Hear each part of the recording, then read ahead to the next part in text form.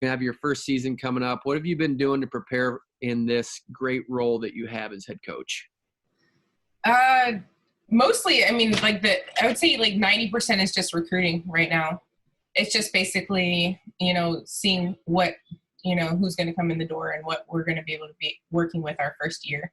And we had some expectations. I mean, we set some benchmarks, and, I did a lot of recruiting. So thankfully before the COVID-19, pandemic situation, I was putting in a lot of miles, recruiting, making it to the large events and stuff like that. So I felt like I had a really good, a good pool to draw from. And, some people stuck and some people didn't stick. And so now we're just trying to finalize the deposits, get the kids in here who's going to make their deposit. And so I know for sure who I have on my team. And, obviously I'm looking at the weight classes. I'm trying to fill and balance and have a good balanced team coming, our first.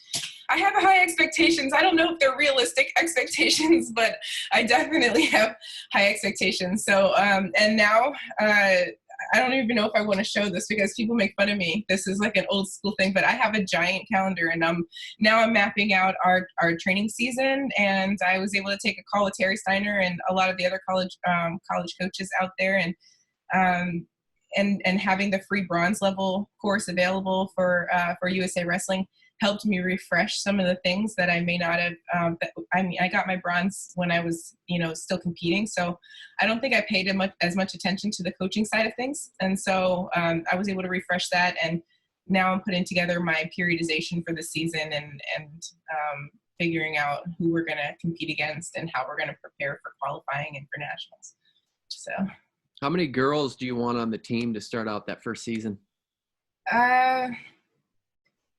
I mean, I want at least 2 deep in each weight class. I don't know if that's what I'm going to get, we'll see. It looks good. I mean, we're doing pretty good. I have some holes in 1 or 2 weight classes that I would like to see a little bit more depth. But that would be my dream, would be to have 2 in each weight class, just to make sure we can swap them out, and injuries and stuff like that allow appropriate time for healing, and nobody has to feel pressured to grind through something that maybe they shouldn't, finals, midterms, stuff like that. So if your goals are unrealistic, what are those goals? What do you want to accomplish? Well, I mean, I don't know if they're unrealistic or not. I guess maybe just it's somewhere in between, your reality or what's real and then your dream out there. There's it's either closer to this end or this end. And so we'll see how close I am to where I think we can be. But I feel like we can have a couple of All-Americans this year. I think if I put together a good, part of it is are they going to, what kind of shape are they going to come in? Have they been doing something during the summertime? What have they been doing to stay current during this, while they're at home? Are they helping? Are they improving themselves? Are they putting together something and to keep themselves in shape for wrestling? So I may get a team that they haven't done anything physical for a long time, and that then we'll have a different, obviously we'll only be able to accomplish, muscles and body composition changes take time. But if we have some good, some kids that come in and they've stayed current, they are in good shape, and they're starting off with a good foundation, a good base, I think, building them towards the qualifying for the nationals and then into the national championship, I think is a realistic goal, to have a couple of people make it on the ladder or make an impact. So. You were in the Army. Does that influence how you coach and what you do with your program? Well, my job in the Army was Medical Service Corps. As a matter of fact, they're actually calling out IRR, and so we're considering maybe volunteering for to help fight the pandemic. But that's another note.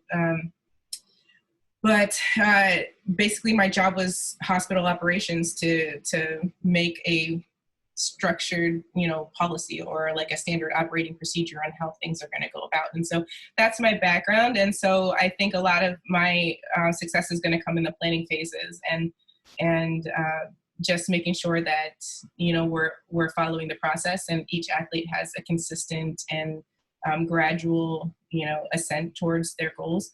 And structuring that training program, I think is, part of what I did in the Army. And I think that's going to actually make a good, successful program. Everybody's going to periodize at the right time, and just getting them prepared for what they need to be prepared for. As far as like the physical aspect of things, just daily training.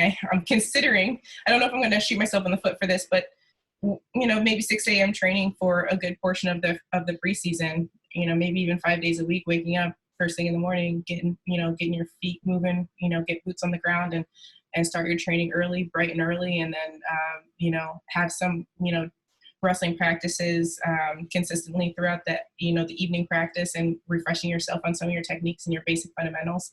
The Army's taught me a lot about drilling. I mean, I know that, wrestling drilling is just part of it, but the Army really reiterates doing our tasks and our drills over and over and over again.